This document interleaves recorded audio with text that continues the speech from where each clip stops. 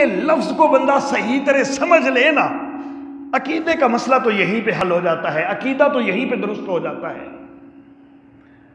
اللہ اللہ، تو اللہ رب العزت قرآن حکیم کی ابتدا فرما رہے ہیں اور پہلے لفظ کے اندر ہی اللہ رب العزت نے عقیدے کا معاملہ حل کر کے رکھ دیا۔ پھر اللہ رب العزت فرماتے ہیں کہ رب العالمین، جہانوں کا رب ہے۔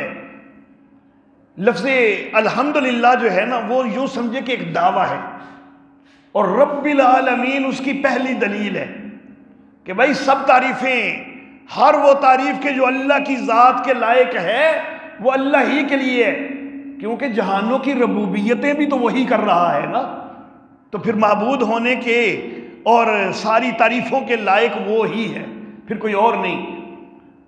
وہ جو پہلی چیز میں نے کہی کہ ہر وہ تعریف کے جو اللہ کی ذات کے لائق ہے وہ اللہ ہی کے لیے ہے، اس کو ایک اور انداز میں بھی بیان کروں گا کہ الہ کے لیے جو جو تعریفیں ہو سکتی ہیں تو وہ اللہ ہی کے لیے ہے۔ ہر وہ تعریف جو کسی الہ کی ہو سکتی ہے نا، تو الہ صرف میرا اللہ ہے، وہ تعریفیں اللہ ہی کی ہو سکتی ہیں۔ کارسازی والی ساری تعریفیں وہ اللہ ہی کی ہو سکتی ہیں۔ اللہ اللہ، تو الہ ہونے والی جو تعریفیں ہیں تو وہ اللہ ہی کی ہو سکتی ہیں، گویا کہ معبود اللہ ہی ہے۔ الہ کا معنی معبود ہوتا ہے نا، تو معبود اللہ ہی ہے۔ تو بھائی سارے جہانوں کی جب ربوبیت وہ کر رہا ہے تو پھر معبود بھی تو وہی ہونا چاہیے۔ رحمتیں وہ کر رہا ہے، الرحمن وہ ہے، الرحیم وہ ہے، تو پھر معبود وہی ہونا چاہیے۔ جزا کے دن کے سارے فیصلے بھی اسی نے کرنے ہیں، جزا کا دن کا مالک بھی وہ ہے، تو پھر معبود وہی ہے۔ تو گویا کہ الحمدللہ ایک دعویٰ ہے، رب العالمین پہلی دلیل، الرحمن الرحیم دوسری دلیل، مالک یوم الدین یہ تیسری دلیل ہو گئی۔ یہ اس دلیل کے ساتھ دعووں کے ثابت کیا جا رہا ہے۔ اور رب کیا ہوتا ہے؟ رب وہ ہوتا ہے کہ جو ہر چیز کا ہر انتظام کرے، ساری مخلوقات کا ہر انتظام، چھوٹا بڑا سب کچھ جو کرے وہ رب ہوتا ہے۔ اللہ اللہ، تو جو سارے انتظام ہمارے اللہ نے کرنے ہیں تو پھر ہمیں کسی اور کے در پہ جاتے ہوئے شرم نہیں آتی؟ اللہ ہمارا رب ہے نا، اگر اللہ کو واقعی رب ماننا ہے تو رب تو ہوتا ہی وہ ہے کہ جو سارے انتظام کرے، اور میں اگر چلا گیا کسی غیر کے در پہ تو گویا میں نے اللہ کو رب ماننا ہی نہیں ہے۔ میں نے اس کو رب ماننا ہوتا تو مجھے یقین ہوتا کہ میرے سارے انتظام اسی نے کرنے ہیں۔ تو گویا کہ لفظ رب میں بھی یہ واضح ہو گیا کہ اللہ ہی کو جو ہے وہ اسی کے سامنے دامن پھیلانا ہے، اسی کے سامنے جھولیاں پھیلانی ہیں۔ ایاک نستعین، تو عبادت اور استعانت اسی کے لیے ہے اور کسی کے لیے نہیں ہو سکتی۔ تو رب العالمین کے اندر بھی مسئلہ توحید جو ہے وہ کھل کر بیان ہو جاتا ہے۔ اللہ اللہ، الرحمن الرحیم، بڑا مہربان ہے، نہایت رحم کرنے والا ہے۔ یہ جو سورۃ الفاتحہ ہے، میں نے شروع میں عرض کیا کہ پورے قرآن حکیم کا خلاصہ ہے۔ اب جب پورے قرآن حکیم کا خلاصہ ہے تو پھر خلاصہ ہونا یہ تقاضا کرتا ہے کہ اس کے اندر باتیں بڑی مختصر ہونی چاہیے، کیونکہ پورے قرآن کا جو خلاصہ بیان ہونا ہے تو پھر چھوٹے چھوٹے لفظوں میں بیان ہو جانا چاہیے نا ہر مضمون۔ اللہ اللہ، 30 سپاروں کا خلاصہ ہے، 114 سورتوں کا خلاصہ ہے، اور 6236 آیات کا خلاصہ ہے۔ 6666 جو معروف ہے نا وہ غلط ہے۔ قرآن حکیم آپ کے گھروں میں موجود ہیں، ذرا جا کے گنیے گا، اور گننا بھی کوئی مشکل نہیں ہے، آسان ہے۔ ایک صفحہ لے لیں، ہر سورت کے بس آخر پہ دیکھیں اس سورت کی کتنی آیتیں، وہ 114 سورتوں کی ذرا آیتیں ترتیب سے آپ لکھ لیں، ان کو گن لیں، جمع کر لیں ان کو، تو وہ 6236 آیات ہیں۔ 6666 پتہ نہیں کس طرح غلطی سے معروف ہو گیا کسی ایک بزرگ نے غلطی سے کوئی نقل کر دیا، آگے بغیر تحقیق کے مکھی پہ مکھی مارتے ہوئے اسی کو نقل کرتے جا رہے ہیں لوگ۔ تو 6666 نہیں ہے، 6236 آیات ہیں۔ اب دوسری طرف رکوع جو ہیں وہ تھوڑے مشہور ہو گئے ہوئے ہیں، رکوع مشہور ہو گئے 540۔ رکوعوں کا گننا تو اور زیادہ آسان ہے، وہ گن کے دیکھیں وہ 558 ہیں۔ آیتیں کم ہیں وہ زیادہ مشہور ہو گئی، رکوع زیادہ ہیں وہ کم مشہور ہو گئے۔ تو تحقیق کر کے جو ہے وہ بات ہونی چاہیے ہوتی ہے۔ تو 558 رکوع ہیں، تو یہ 558 رکوعوں کا خلاصہ ہے۔ اللہ اللہ، تو خلاصہ ہونے کا تقاضا تو یہ ہے کہ بڑا اختصار ہونا چاہیے، اور اختصار کا تقاضا یہ ہے کہ اگر ایک مضمون ایک آیت میں آتا ہے تو اس کے لیے 2 آیتیں نہیں آنی چاہیے، مختصر جو کرنا ہے۔ اگر کوئی مضمون ایک جملے میں بیان ہوتا ہے تو پھر 2 جملے نہیں آنے چاہیے۔ اگر کوئی مضمون ایک لفظ میں بیان ہو سکتا ہے تو اس کے لیے 1 لفظ آنا چاہیے، 2 نہیں آنے چاہیے۔ لیکن یہاں رحمت کا بیان کرنے کے لیے 2 لفظ آئے ہوئے ہیں، حالانکہ خلاصے کا تقاضا تو یہ ہے کہ جب الرحمن میں رحمت کا بیان ہو گیا تو بس کافی تھا۔ لیکن میں اپنے ذوق کے مطابق یہ کہتا ہوں کہ اللہ رب العزت کی رحمت ہے ہی اتنی وسیع کہ اللہ نے پورے قرآن حکیم کا خلاصہ کرتے ہوئے بھی، جبکہ بڑے اختصار کی ہی کیوں نہیں ضرورت، بڑے اختصار کی بھی ضرورت ہے نا، تب بھی اللہ نے یہ گوارا ہی نہیں کیا کہ اپنی رحمت کے لیے صرف 1 لفظ استعمال کر دیں۔ اللہ کی رحمت اتنی وسیع ہے، اتنی بے کنار ہے کہ اللہ رب العزت نے اختصار کرنے کے باوجود بھی اس کے لیے 2 لفظ استعمال کیے ہیں۔ یہ میرے اپنے ذوق کی ایک تفسیر ہے، میں اپنے ذوق کے مطابق کرتا ہوں۔ الرحمن الرحیم 2 لفظ جو استعمال ہوئے، مختلف مفسرین نے اس کی مختلف توجیحات کی ہیں، میں نے بھی یہ ایک توجیح کر دی۔ کئی مفسرین نے یہ توجیح کی کہ الرحمن سے مراد ہے دنیا میں رحمتیں کرنے والا، الرحیم سے مراد ہے آخرت میں رحمتیں کرنے والا، کئیوں نے یہ توجیح کر دی۔ پھر دنیا کے اندر جو رحمت ہے وہ ہے کمیت کے لحاظ سے، اور آخرت کے اندر جو رحمت ہے وہ کیفیت کے لحاظ سے ہے۔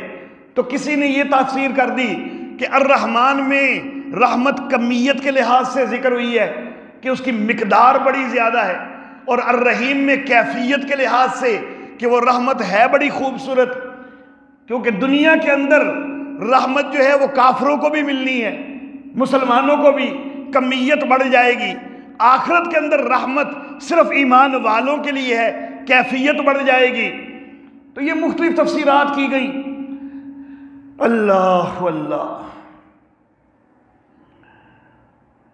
کسی نے یہ بھی کہہ دیا کہ الرحمن اس میں ذاتی رحمت اس کا تذکرہ ہے، الرحیم میں صفات کا تذکرہ ہے کہ صفات کے لحاظ سے بھی اللہ رب العزت جو ہے وہ رحمتوں والے ہیں۔ تو بہرحال مختلف تفسیریں کی گئی ہیں، میں اپنے ذوق کے مطابق یہ تفسیر کرتا ہوں کہ اللہ کی رحمت اتنی وسیع ہے کہ اللہ رب العزت نے اختصار کے باوجود بھی 1 لفظ پر اکتفا کرنا پسند نہیں کیا۔ مالک یوم الدین، وہ جزا کے دن کا مالک ہے۔ اللہ اللہ، سارے فیصلے اس دن ہونے ہیں۔ مالک تو بھائی وہ دنیا کا بھی ہے، لیکن دنیا کی ملکیت کا اظہار جو ہے مالک کے لفظ کے ساتھ نہیں ہوا، بلکہ الرحمن الرحیم، اس میں دنیا کی ملکیت کا تذکرہ آ گیا۔ لیکن آخرت کی ملکیت جو ہے اس کا باقاعدہ بول دیا کہ مالک یوم الدین، کیونکہ دنیا کے اندر ملکیتوں کے دعوے رکھنے والے اور بھی بے شمار ہیں، حالانکہ ان کی ملکیتیں کوئی ملکیتیں نہیں ہیں، وہ عارضی ہیں، محدود ہیں، لیکن ملکیتوں کے دعوے کرنے والے تو ہیں نا۔ اور پھر ملکیتوں کے دعوے کرنے والے کئی حد سے تجاوز کر کے یہ بھی کہنے لگ جاتے ہیں فرعون جیسے کہ آنا ربکم الاعلی، میں ہی تمہارا بڑا رب ہوں۔ اس طرح کی ملکیتوں کے دعوے کرنے والے بھی دنیا میں تو آ جاتے ہیں نا، لیکن آخرت میں اس طرح کا کوئی دعویٰ کرنے والا نہیں ہوگا۔ وہاں پر واضح ہو جائے گا کہ مالک وہ ہی ہے اور کوئی نہیں ہے۔ تو مالک یوم الدین، ایاک نعبد و ایاک نستعین، ہم تیری ہی بندگی کرتے ہیں اور کرتے رہیں گے۔ یہ نعبد مضارع کا صیغہ ہے، حال اور مستقبل دونوں معنوں میں آتا ہے۔ ایاک نستعین، نستعین بھی مضارع کا صیغہ ہے، حال اور مستقبل دونوں معنوں میں آتا ہے۔ ہم تیری ہی بندگی کرتے ہیں، کرتے رہیں گے، ہم تجھ سے ہی مدد مانگتے ہیں، مانگتے رہیں گے۔ اب بندہ نماز کے اندر اقرار کرے کہ یا اللہ مدد تجھ سے ہی مانگتے ہیں، ساتھ وعدہ کرے آئندہ بھی تجھ سے ہی مانگتے رہیں گے، اور نماز ختم ہو تو یا علی مدد، یا رسول اللہ مدد، تو نماز کا جو وعدہ ہے اس کو تو ختم کر دیا، نماز میں جو اقرار کیا تھا تو اس کو تو خود برباد کر دیا نا۔ تو مدد مانگنی ہے تو بس یا اللہ مدد، کسی اور سے مدد نہیں مانگنی۔ یہ پورے قرآن کا خلاصہ ہے کہ استعانت اللہ ہی سے ہونی ہے، کسی اور سے نہیں، مدد اللہ ہی سے مانگنی ہے۔ اللہ اللہ، ہم تیری ہی بندگی کرتے ہیں اور کرتے رہیں گے، اور تجھ سے ہی مدد مانگتے ہیں اور مانگتے رہیں گے۔ مضارع کے صیغے ہیں، حال کا بھی اظہار ہو گیا، مستقبل کا بھی ہو گیا۔ زمانے تو تین ہوتے ہیں نا، ماضی بھی تو ہوتا ہے نا۔ اللہ یہ بھی تو اقرار کروا سکتے تھے کہ یا اللہ آج تک بھی تیری ہی بندگی کی ہے، آج تک بھی تجھ سے ہی مدد مانگی ہے، لیکن اللہ نے یہ نہیں ذکر کیا یہاں پہ۔ اللہ یہ بھی تو اقرار کروا سکتے تھے، حال کا کروا لیا، مستقبل کا وعدہ کروا لیا، تو اللہ یہ بھی تو کروا سکتے تھے، لیکن اللہ نے نہیں کروایا۔ کیوں؟ یہ بھی اللہ کی بندوں پر رحمت ہے، یہ بھی اللہ کی بڑی رحمت ہے۔ ایک بندہ اگر ساری زندگی یا علی مدد، یا رسول اللہ مدد یہ نعرے لگاتا رہا ہے، یا غوث پاک مدد یہ نعرے لگاتا رہا ہے، قبروں پہ جا جا کے سجدہ ریز ہوتا رہا ہے، لیکن آخر کار کسی عالم نے اس کو سمجھایا کہ یار یہ سارے شرک ہیں، ان کو چھوڑ دے۔ اس کو مسئلہ سمجھ آ گیا، مسئلہ سمجھ آ گیا کہ بھائی عبادت اللہ ہی کی ہے، مدد اللہ ہی سے مانگنی ہے۔ اب اس نے پرانے گناہوں سے توبہ کر لی، اب توبہ کر کے نماز کے لیے کھڑا ہوا نا، تو اب نماز میں اگر اللہ نے یہ بھی کہلوانا ہوتا کہ یا اللہ آج تک بھی تیری ہی بندگی کی ہے، تو یہ کس منہ سے کہتا؟ یہ بیچارہ تائب ہو چکا پھر بھی ہر نماز میں شرمندہ ہوتا کہ یا اللہ میں کس منہ سے کہہ رہا ہوں، کرتا تو رہا ہوں میں غیروں کی، یا اللہ میں غیروں سے مدد مانگتا رہا ہوں، اب کس منہ سے کہوں کہ آج تک تجھ سے ہی مدد مانگی ہے۔ اس لیے اللہ نے ماضی کی صفائیاں نہیں لی ہیں، حال کے اقرار لیے ہیں، مستقبل کے وعدے لیے ہیں، ماضی کی صفائیاں نہیں لی۔ اے یار ماضی میں تمہارا جو کچھ بھی ہو چکا، آج اپنے آپ کو سیدھے کر لو، آج درست ہو جاؤ، آج سے ہی اقرار کر لو کہ یا اللہ آئندہ صرف تجھ سے مدد مانگنی ہے، تیری ہی بندگی کرنی ہے اور کسی کی نہیں کرنی۔ میں ماضی کی غلطیاں معاف کر دیتا ہوں، میں تمہیں شرمندہ نہیں کرواتا کہ ہر نماز میں تم شرمندہ ہوتے پھرو۔ اللہ اللہ، تو کتنی رحمت ہے میرے اللہ کی۔ اہدنا الصراط المستقیم، ہم کو سیدھے راستے کی ہدایت دے۔ اللہ اللہ، صراط الذین انعمت علیہم، ان لوگوں کا راستہ کہ جن پر تیرا انعام ہوا، غیر المغضوب علیہم، جن پر غضب نہیں ہوا، ولا الضالین، اور جو گمراہ نہیں ہوئے۔ غضب یہاں پر مغضوب الیہ جو ہے اس سے عموماً مراد لی جاتی ہے یہود، اور ظالین جو ہیں اس سے عموماً مراد لی جاتی ہے عیسائی، لیکن اصل میں یہ صرف بطور مثال ہیں کہ یہودیوں کی جو گستاخیاں تھیں وہ حد سے بڑی ہوئی تو وہ اللہ کے غضب کے مستحق۔ عیسائی جو ہیں ان کے اندر بھی بڑی خرابیاں، لیکن بہرحال یہودیوں جتنی نہیں، تو وہ گمراہ ہوئے لیکن غضب کے مستحق نہیں بنے۔ تو یہ صرف بطور مثال ہوتا ہے، یہ نہیں کہ صرف یہودی ہی مغضوب الیہ ہیں اور کوئی مغضوب الیہ ہے ہی کوئی نہیں، صرف عیسائی جو ہیں وہ ضال ہیں، گمراہ ہیں، اور کوئی ضال ہے ہی کوئی نہیں، ہر وہ کہ جو سرکشی میں حد سے بڑھ جائے، اللہ کے غضب کا مستحق ہو جائے، وہ مغضوب الیہ ہو جائے گا، اور ہر وہ کہ جو سرکشی میں آیا تو ہے حد سے نہیں بڑھا تو وہ ضال کے اندر تو شمار ہو جائے گا۔ اللہ اللہ، اور یوں بھی کہا جا سکتا ہے کہ جن کے دلوں پہ مہریں لگ چکی ہیں نا ان کی سرکشی کی وجہ سے، وہ مغضوب علیہ ہیں، اور جن کے اوپر ابھی مہر نہیں نہ لگی ان کا امکان ہے کہ وہ گمراہی چھوڑ کے وہ ہدایت کی طرف کبھی آ سکتے ہیں، تو ان کے لیے ضال کا لفظ ہے۔ اللہ اللہ رب العزت ہمیں صراط مستقیم کے اوپر قائم رکھے۔ اب یہاں پر بندے نے سب سے پہلے یہ بھی کہہ دیا کہ الحمدللہ، اس میں اپنے عقیدے کی درستگی بھی ہو گئی، رب العالمین الرحمن الرحیم مالک یوم الدین، اللہ کی تعریفیں بھی کر رہا ہے، اور ایاک نعبد و ایاک نستعین، اس سے اپنے تعلق کا بھی اظہار کر رہا ہے اور شرک کی نفی بھی کر رہا ہے، یہ سارا کچھ تو کر رہا ہے، پھر بھی کہے کہ اہدنا الصراط المستقیم، یہ سارا کچھ بھی تو ہدایت ہی ہے نا، ہدایت ملی ہے تو سارا کچھ کر رہا ہے نا، لیکن دعا پھر بھی کرنی ہے کہ اہدنا الصراط المستقیم، کہ یا اللہ سیدھے راستے کی ہدایت دے دے، یہ جو پہلے ہے سارا یہ بھی تو سیدھا راستہ ہی ہے نا۔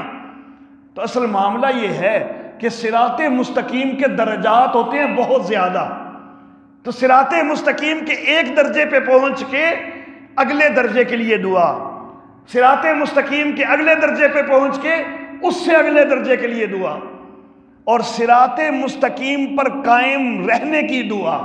صراط مستقیم پر آ تو گیا لیکن آگے اس کے اوپر قائم بھی تو رہے، ثابت قدم بھی تو رہے، کل کو کہیں ڈول نہ جائے، تو اس لیے دعا کرتے رہنا چاہیے۔ صراط مستقیم جو ہے اس کے اوپر چلتے ہوئے بھی مزید اللہ سے مدد مانگتے رہنا چاہیے۔ اگلے درجات کے لیے صراط مستقیم کے اگلے اور اعلیٰ درجات کے لیے جو ہے وہ مانگتے رہنا چاہیے، اور استقامت کے لیے کہ اللہ ہمیں ثابت قدم بھی رکھے۔ وآخر دعوانا ان الحمدللہ رب العالمین۔